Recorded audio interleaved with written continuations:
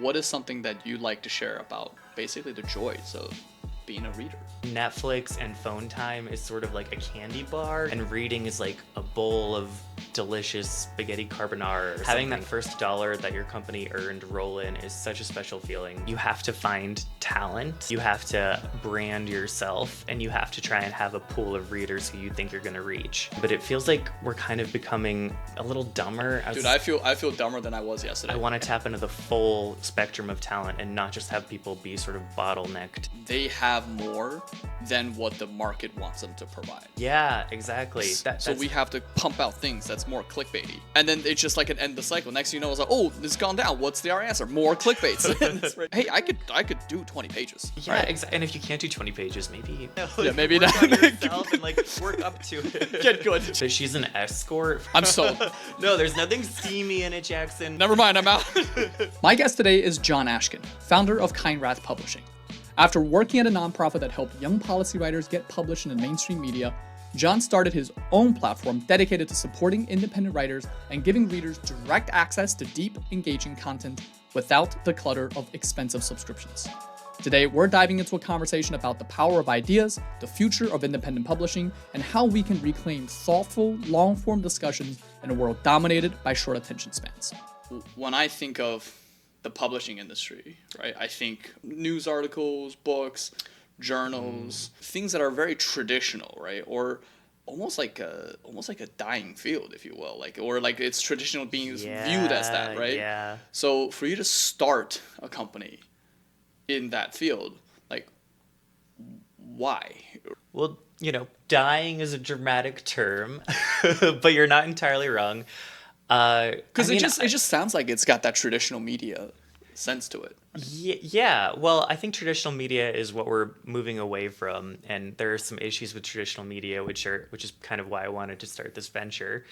So essentially, a lot of traditional media is kind of clickbait or the news of the day or op-eds, which are very important because we do need people writing about the current policy or what's going on in DC or if there's a natural disaster, whatever might be happening.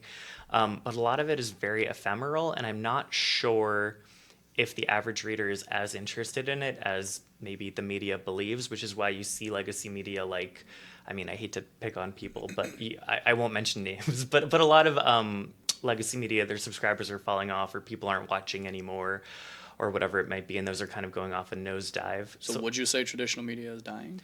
I would say the media environment on the whole is evolving, and Keinrath Publishing is a part of that. And I think we can actually get to a much better place than where we currently are, because I don't know if you feel this way, but it feels like we're kind of becoming a little dumber as a society, I guess.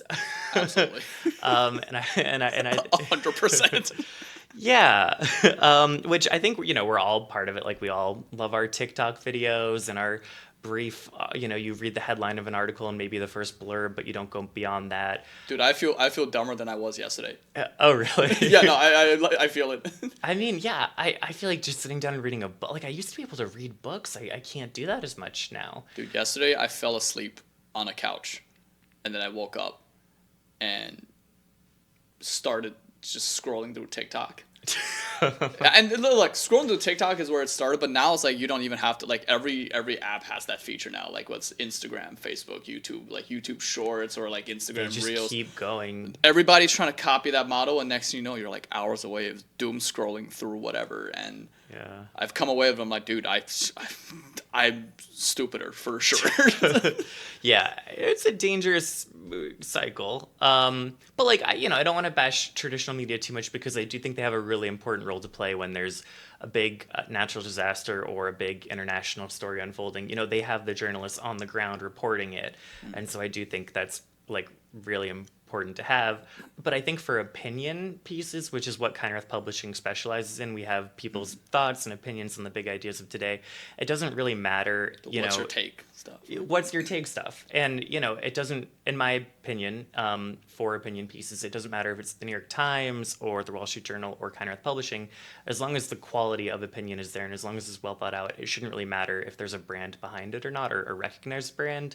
And so I really want to give a chance for the next generation of opinion people and big idea people to get their ideas out there, because it shouldn't just be 500-word op-eds. It should be so much more for that. But unfortunately, those opportunities aren't really out there at the moment. Do they need that kind of help though? Because it feels like one of those things is like nowadays everybody can just post on whatever platform they want.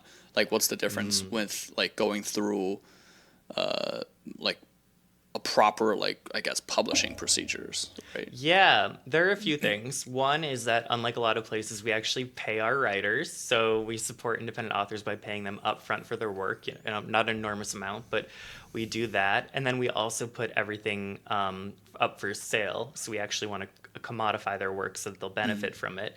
Because it's really tough to be an author out there, as you can imagine, and actually turn it into a living or even a side gig.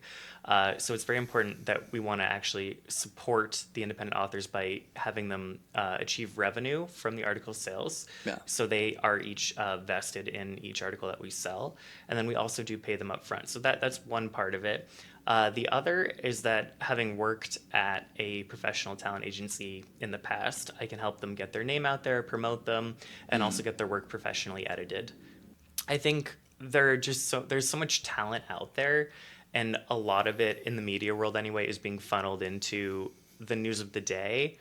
And I just really wanted to provide an opportunity for them to explore kind of bigger ideas in a longer format. So there's one author in particular called David McGarry. He has an article in Keinrath Publishing, officially launching in a week from now. And it's all about the Old West and the American frontier, and how we've kind of lost those values, and maybe how we perceive that history, and also what we can learn from that time period.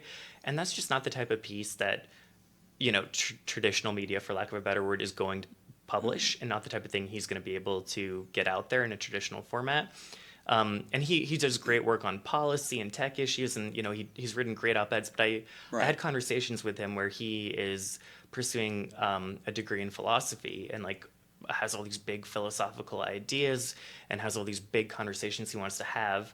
And so I thought, wow, and he's not the only one. There's so many people like that. And I just feel that I want to tap into the full spectrum of talent and not just have people be sort of bottlenecked into short op-eds or short videos or whatever it might be. Yeah, because you probably run into a lot of people in this field where just they have more than what the market wants them to provide. Right. Yeah, exactly. That's a really good way of putting it. I think, or what we think the market wants them to provide. Because I actually don't think, I think one of the reasons, to use your words, that media is dying is because they're trying to give people what they don't necessarily want or aren't really interested in. I think actually a lot of people aren't interested in clickbait or a really short article or even necessarily the news of the day, because it's changing so often. It's like, what's the point of reading that? Because it's going to change in an hour. To me, it feels like they're in this little death spiral of its own, where they're like, oh, we need more clicks, so we have to pump out things that's more clickbaity. Yeah. But then more people clicked on the things that's like clearly clickbaity. They realize the quality has gone down. They disassociate from it. Yeah. And then it's just like an end the cycle. Next thing you know, it's like, oh, it's gone down. What's the answer? More clickbaits. That's right. And it's this endless cycle that doesn't stop. So it sounds like you're trying to break that cycle. Trying to break the cycle, yeah. And I think you put it well in terms of it being a cycle, because it does just become more and more inane, and kind of the point of reading it becomes less and less. And I think they're trying to push things that people don't actually want. And I think some of the best advice that I've gotten is that you want to create a product or a service that you would want. Yeah. And as a consumer, which almost all of us do, consume the news and consume articles and read, what I feel is missing is a discussion of the big ideas out there, and of like the actual trends that are shaping our society and culture, and the history behind it all. And that I just don't feel is really being provided. And again, like there is a value in the news of the day and having reporters on the ground doing that work. But when it comes to opinion, I just feel like our focus is not where it should be. And I'm very optimistic. We've already seen a good response that people do want to have content that discusses these bigger trends and these bigger ideas. Got it. So what goes into starting a publishing company on its own? Yeah. Well, like I mentioned earlier briefly, it's just like any business. There's so much, not to get into the boring details, but like tax compliance, business licenses, Yeah. legal stuff. Like there's so much that goes into it. And so my respect for just all entrepreneurs has gone up dramatically because there's such barriers to entry that you have to overcome. So just there's that, which any business has to deal with. And then publishing in particular, you have to find talent, you have to brand yourself, and you have to try and have a pool of readers who you think you're going to reach. And so for me, a big challenge was actually finding the right writers because that's so important for what I do because I really want the content to be of the highest possible quality, Right. and I want to be supporting authors who I think are genuine and really have something of value to share with readers. So just finding those writers was a real challenge. How do you go find them? Because that's the thing, right? That like they're relying on the publishing part to get noticed. So they're before Yes, publishing. yeah. It's always something that baffled me, right? Yeah, it's kind of funny. So Like the whole point is you have to go out and look for somebody who hasn't been found yet. yes, and that is actually a nice thing about the media environment that we're in now is that a lot of people are on social media, are promoting their work. You can kind of so for me, I scanned X, formerly Twitter, Instagram, TikTok, all those things. But particularly, what I found to be a really good source of writers was Substack. I don't know if you're familiar with no, that. what is that? So it's a subscription service where writers write essentially newsletters on a weekly, daily, monthly basis, whatever it might be, and readers can fund them and pay like a monthly subscription for their newsletter. Oh, it's like a Patreon, but for Like a Patreon, but for writers. Yeah. So I love the work they're doing, and I love that idea of supporting independent authors in that format. So I went on Substack and found just a ton of great writers who aren't necessarily, big names or don't have the most experience professionally, but just have really interesting ideas. So I went on there and found some really great people.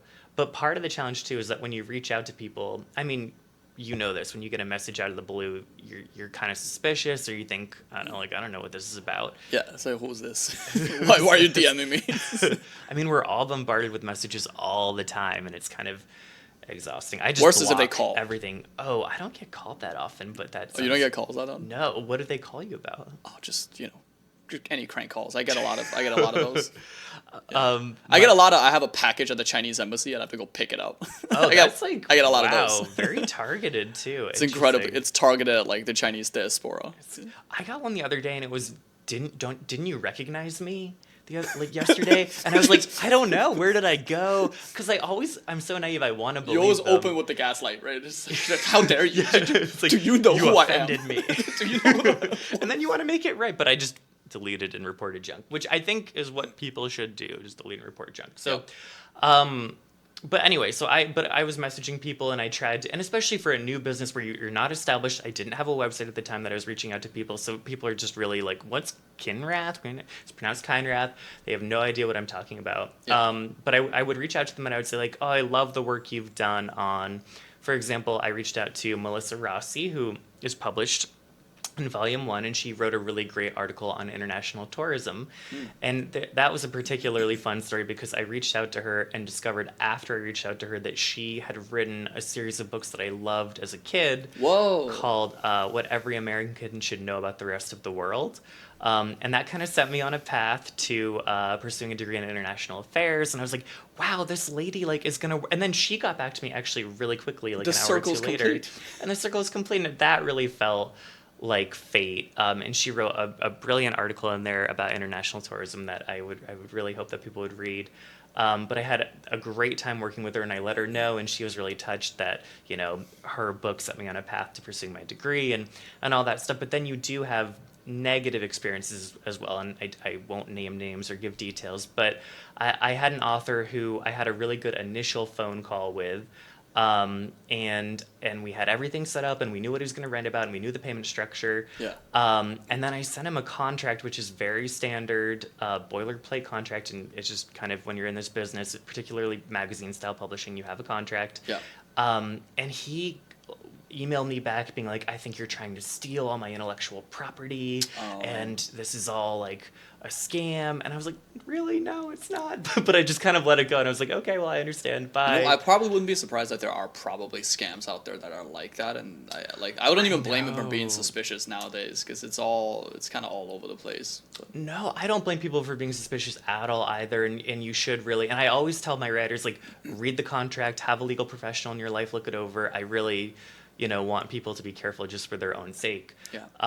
So what is the process that the writers go through when working with Keinrath? So it's kind of a dual process. I'm very lucky that I worked with a great organization called Young Voices for several years. So you've seen kind of how it usually gets handled. I've seen how it gets handled, and I've also gotten to know people through that network. So about half of the writers I actually had a direct connection to through my previous job, which makes it much easier because you already have an established relationship. Yeah. So of course with that, it's just you call up a friend or, a former colleague and you say like, oh, I really love the work that you've been doing and I'd be interested in partnering with you. Yeah. And a lot of people are receptive to it because like I said, there aren't a lot of places that are willing to platform longer form, big idea content. But the trickier one is finding people who are outside of your network. Because like we said, trust is an issue. So with that, you email them initially. Let's say they reply to you. Then I immediately set up the 2 video calls and I make clear the first one is an introductory call to see if we're a good fit. I learn more about them, what they'd be interested in writing about long form, and we just kind of get to know each other in a bit more of an informal way. And then if we both feel that it's a good fit, we have the next call. And in that call, I go into a lot of detail about how it'll work in terms of payment, the contract, the kind of stickier details, how we'll market, and all that stuff. And that has proven very effective at, people see your face, they talk with you, you go into detail about how it's all going to work, and that works much better. And I think that's the difference, right? Where it's like nowadays, it's so much of this stuff is like free. People are having to do this, and then because it's free, because there's no payment, a lot of writers, they don't really find or have the ability to really, the bandwidth to just write free stuff out in like the open or like these type of blog posts and things like that. So you actually make sure that they get compensated for their time if they were to write. Yeah, which I think they find very refreshing, and a lot of places obviously don't do. How do they get paid?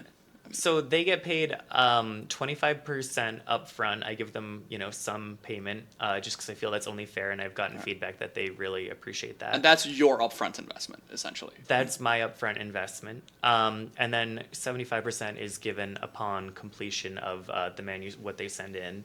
And that's basically it. And then after that, article sales, it's worked out for each person individually, but everyone gets a certain percentage of revenue generated by their article sales. Okay, so a portion of the revenue sales afterwards, they get that, and then there's a upfront part of it. So really, when it comes to your part, is you have to pick out the writers who's going to write the type of content that you believe will be profitable, that will make sense in order for the business to work.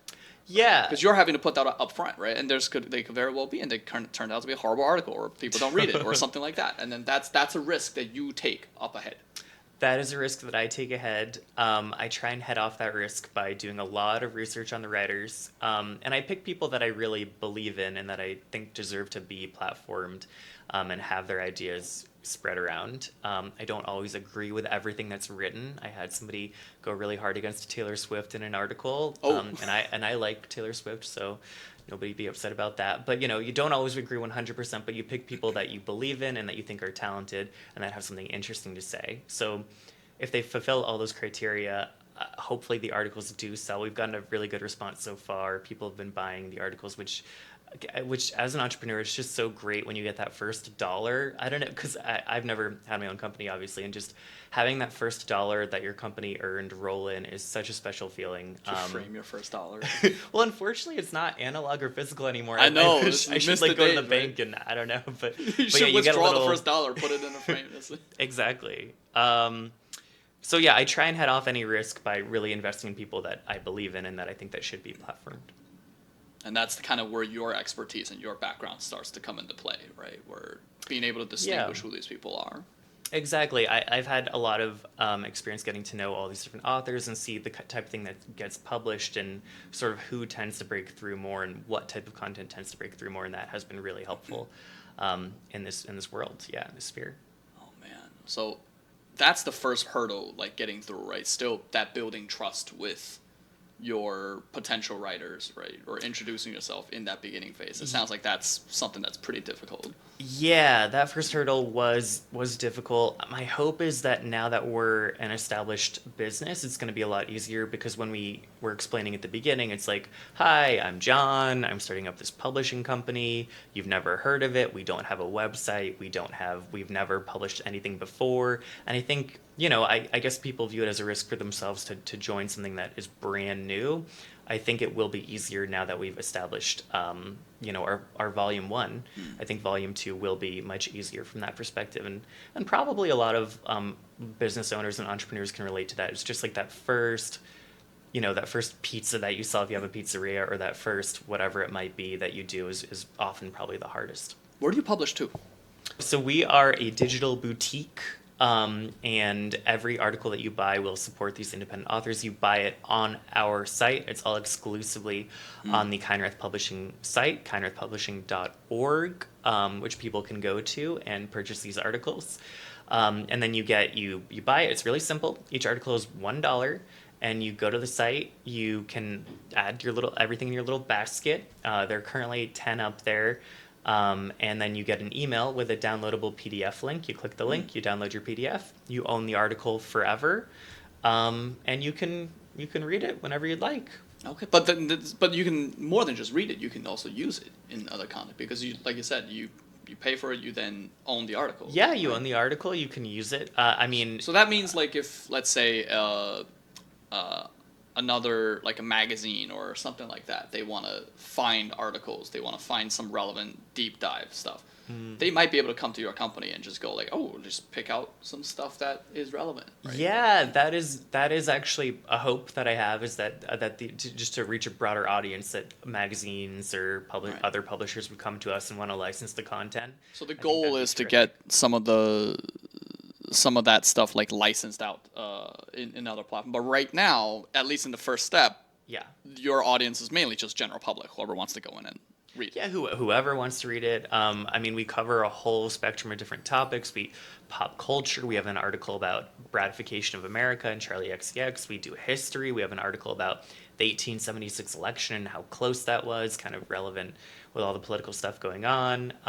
We've got an article about the history of the Revolutionary War, international tourism, all this really interesting stuff. And these authors are all so passionate about it, and that really shines through. And they're all excellent writers. So it's great content, and it's just $1, less than the price of a cup of coffee for a good, 10 to 20 pages. That would take me probably an hour to read, and you can go back to it anytime. Oh, wow. Do you have like subscription ideas planned out, or maybe it's like I think when we have more content, then we might do a subscription model. I don't know how you feel, but I feel like we're kind of oversubscribed a little bit, and that's also part of the reason. That's also true.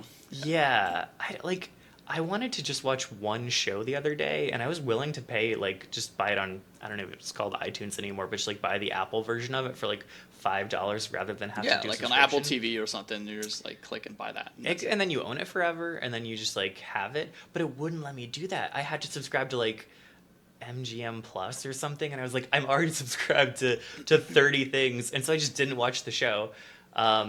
And so again, I think probably a lot of people feel that way, and so I just want to give people the chance to just pay $1. Yeah. They're all very different articles. You can buy them a la carte and not have to have another monthly thing that you forget about, and then 10 years later you're like, oh my god, I spent $1,000 on a subscription. God, I feel like that's one of those business models that shows up where it's it's revolutionary in the beginning, where it's it's a subscription model. Yeah, oh man, it's great. Yeah. And then all of the business community gets behind it. So everybody's come out with a subscription here and there. It's all over the place. It's too much. How many do you have? You got all Netflix, Hulu, Disney Plus. Dude, I've stopped. I've gotten rid of all of them. So right now, I'm only subscribed to YouTube Premium. Okay. Because I watch a lot of YouTube. Yep. And I have Amazon Prime, which I use for more than just Yeah, obviously, like like, primarily I use it for delivery. shopping and delivery, yeah. But then it also allows me to watch some stuff. That is it. I really admire your restraint. That is I it. have like ones that I wouldn't like Paramount plus like I just have too many. So Didn't even get to watch Squid Games. oh yeah, because you don't have Netflix. Oh my god. Yeah. But I admire your restraint. And I think more and more consumers are going to be like you, like not wanting to subscribe to yet another things, which is why we offer a la carte. Because like you might be willing to pay like, you know, $3 to watch the next season of Squid Game rather than having to do like a full-on subscription. And that's exactly it. I think like for something like what you're offering, right, when it comes to this business, where it's like, hey, look, if there's a topic that I'm interested in, or if there's something that I'm looking to learn a little bit more about, trying to find out some more opinions on, right, or just learn a little bit more about how a particular topic is perceived, and I don't want to just, you know, read like a Twitter line or just like kind of doom scroll through this stuff, but really wanted to find somebody who can really dive into it and break down these information. Well, yeah, I'm not here for, you know, all the other topics. I'm just here for like a specific thing, right? Then this would be perfect. Exactly. And my hope would be that maybe you come for the article about Charlie XCX, but then you stay for the article about medieval Jewish history. Sure, you know, yeah. I mean, who broaden your interests, and maybe just the quality of the content will sort of make you think, well, I really like that writer, and I think was really enjoyable to read, so maybe I'll read this other article about something completely different. But yes, I definitely want people to pick a la carte what they purchase and not have to have it all bundled together. Tell me more about some of the writers you've had to work with. Yeah, they run the gamut. Like I said, probably the most kind of faded one was Melissa Rossi, who I read her books growing up, and now I'm publishing her, which feels like a really big full circle moment. Also, David McGarry, like I mentioned, with his articles on the Old West. He was originally through Young Voices, so it was really cool to get to see him get to actually explore that philosophy and do something like a little bit more intellectual than a policy op-ed. We also, for the Marvel fans out there, have an article about Marvel from Donald Kimball, who also works in tax policy, actually, but this gives him a chance to explore something completely different. And it's kind of about the downfall of Marvel and how it's not doing as well as it was. You know, I'll let people read the article, but it kind of explains that maybe it's because of the moral ambivalence of the Marvel universe is kind of turning people off, and people aren't showing up anymore. We have an article about this really interesting former slave in the U.S. who became a spy for the Revolution. Whoa. Yeah, James Lafayette. So not the Lafayette from Hamilton that everybody knows, and like Yeah. the big French Lafayette. Different Lafayette, Black Lafayette, and he was a former slave, and ended up playing a really pivotal role in defeating the British and the formation of a republic. And I had no idea this guy even existed. That's incredible. This, you know, because I remember like the British at the time was like offering freedom for slaves that would That comes up in the revolt article. against the Yeah, and so this, like, it was full of contradictions because yes, the British were offering freedom to people who were enslaved, and so a lot of people did take that option. But he chose to fight. He chose to fight for the U.S. because he really believed in the values of founding the new republic, and it's just a fascinating story, and I'd really encourage people to read the whole article. So there's that. For those who are sort of philosophically inclined, there is an article about Jewish philosophy and how it helps you find the truth in different meanings. So it really, really runs the gamut. And each of the authors, I can really say, was a pleasure to work with. What about some of the more troublesome ones that didn't end up happening? I mean, give it a T.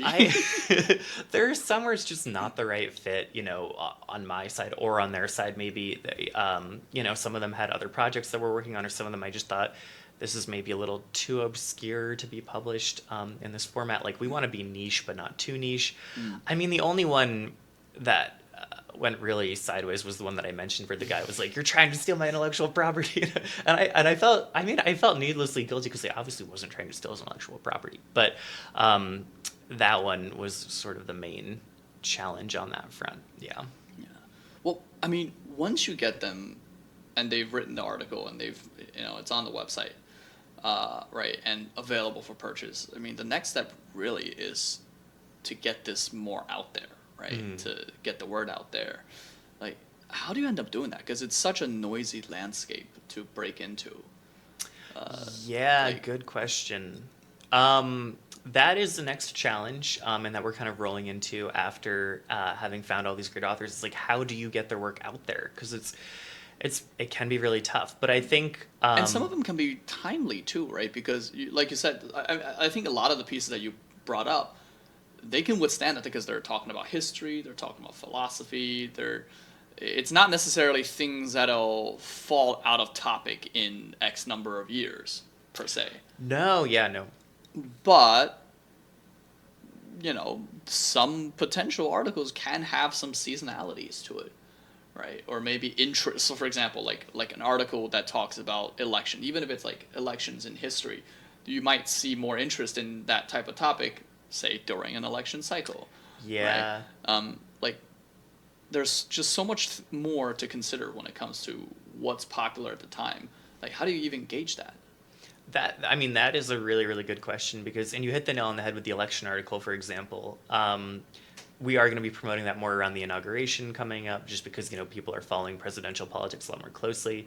And the Revolutionary War article that I just mentioned, I think will do really well around Memorial Day and obviously 4th of July. So there are different times when these articles might come into vogue, but I appreciate what you said about them being relatively timeless as well, because again, the idea is that these will actually stand the test of time and that they're not just the news of the day that changes an hour later. There's an entirely different headline because things are changing so rapidly. These are big ideas that people will be interested in reading for hopefully years to come. And so I think that's part of the appeal and part of what allows them to break through. But going back to your question about how we can get these ideas out there, we've actually had a really good response with having authors push their content directly on their own platforms. So, the content is owned by Keinrath Publishing and paid for by Keinrath Publishing.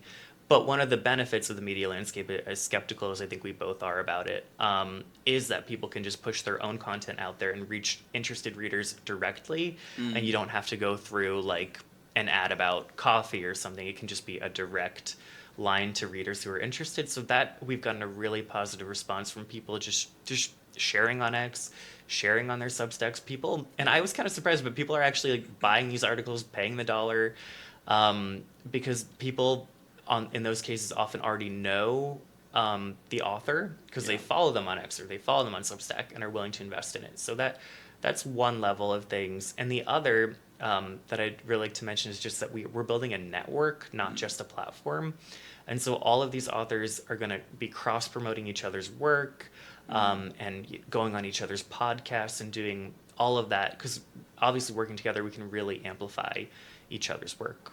Yeah, and I think I just thought about that just as you were bringing it up, because you're right. Like if you're an author and you're really interested in writing about a certain topic, that takes time. That takes a lot of effort, right? Yeah. And then to do that potentially without getting paid throughout the entire process, right? Or even not having a platform to get paid for some of the work might deter a lot of these things from being out there. And I think by having a publishing company like yours, right, where you select the authors, right, where you're going, you know what, I think I want to give you a chance, right, or give you a voice, give you that opportunity, right, you take on that risk of that initial investment. Yeah, which I'm happy to do. I mean, apart from the business reasons, I think the business is sound in that people are craving this content and that kind of having authors promote their own work directly is a really lucrative potential way to get work out there. But apart from that, the mission of just empowering these independent authors to have that opportunity to explore ideas that they've always wanted to but haven't been allowed to in other media formats, and it's really fulfilling and it's really nice to be able to do that. All right, so here's something I want to know about you a little bit, because I've actually known you for a very long time. I've never been very good about, and I brought this up to you before. I've never been a very good reader or a very voracious reader, right? Just because don't have the kind of patience for it in this kind of landscape, if you will, right? When you're finding the time to read and tune things out, right? What is something that you like to share about basically the joys of being a reader? That's a great question, and I would be remiss if I didn't mention there is an entire article on Keinrath Publishing about the joys of reading. I gotta go buy it. I gotta make sure. You should, yeah. I'll start there. That's a really good one. It's by Peter Battle Biles. Cool name too. But anyway, so there's an entire article about that. And what he kind of argues is that we have so many things pulling us in different directions. From his perspective, he starts the article by saying, I've got 2 hours of time to myself every day, which I think is relatable. We all have so many commitments, our jobs, our families, everything. But generally, each of us has at least an hour or two of a day just for ourselves. And we're pulled in so many recreational directions because do we want to watch Netflix? Do we want to just scroll our phones? And for me, the trap that I also fall into a lot of the time is just like, oh, well, I'm just going to watch Netflix, but really look at my phone for an hour and a half. And then you're not even watching. It's just background. It's just background. Dude, that's so true. I remember, I think back when I had Netflix, I would have How I Met Your Mother playing in the background when they had it. Yeah. I wasn't watching it. No, and you probably already seen those episodes four times too. I'm so not really watching any of the new stuff. I just have it playing in the background, and then I'm going about my day. It's just white noise. Yeah, and there's a place for that. I feel like if you've had a long day, you don't need to go home and read War and Peace. You can throw on How I Met Your Mother and have a nice relaxing time. But I think what is more fulfilling, or at least a good thing to add into your mix of recreational activity, is reading long form content about things that are less ephemeral and ideas that are really important. And that is what Keinrath Publishing gives people a chance to do. And for myself, I do love to read, and I'm not as good as I used to be, but I do find that getting lost in a book is so rewarding, and it fills you up. I guess the analogy, this is probably an overused analogy, but Netflix and phone time is sort of like a candy bar. It feels good in the moment, but then it's sort of empty calories. And reading is like a bowl of delicious spaghetti carbonara or something. It really fills you up and sustains you. And so Keinrath Publishing does give people a chance to do that. But the other part of it is I understand not everybody has a chance to read a 500-page book necessarily. I certainly don't about all the subjects going on in our world right now. Right. But Keinrath Publishing is 10 to 20 pages, which to me is kind of the perfect amount because it's enough to explore an idea and really go in depth on it. But it's also short enough that you can sit down for an hour and read it and enjoy it and not have to dedicate a month to going through it. Dude, I'll tell you what stops me. It's okay. if I'm reading a book that's longer, the fact that I know it's not done. Oh yeah. Right? Because I it doesn't have that instant gratification of I've finished this. Right, which is another thing that's really exciting about kind of the articles or the topics that you have, which is hey, I could do 20 pages. That's no problem. Yeah, right? Exactly. And if you can't do 20 pages, maybe take a look in the mirror and just I don't know. Yeah, maybe work not. on yourself and work up to it. Get good, get good, Jackson. It might be a little bit of an alarm. No, but I think you can, Jackson. I think you can do that. But I'm just saying, why it's a good product for you, yeah. We'll start. Get a good start. But I saw the prints over there. You're reading, Machiavelli. That's no. I'm trying. I'm actually I'm trying to take notes. That's what I'm trying to do now. So I realize I have such a problematic attention span where if I were to force my way through a book, I have to make sure I'm taking notes while I'm reading the book. Oh. I literally have a notebook next to this thing. Oh, that I admire. That's very scholarly of you. Because otherwise, I wouldn't remember it. I realize, when I'm reading, sometimes it turns into, sometimes it stops being... You ever do this, where it's you ever, read a book, and it's not that the book is bad. It's not that the topic is you're not interested or anything. You're interested in it. Mm-hmm. But then, at some point, I don't know if you ever felt this, it's words stop becoming words and just starts to become lines on a page, right? Yep. No, I've definitely had that. And the next you know, you're 5 pages in that mode, and you just I've read it, but I recall none of the information that I've actually read.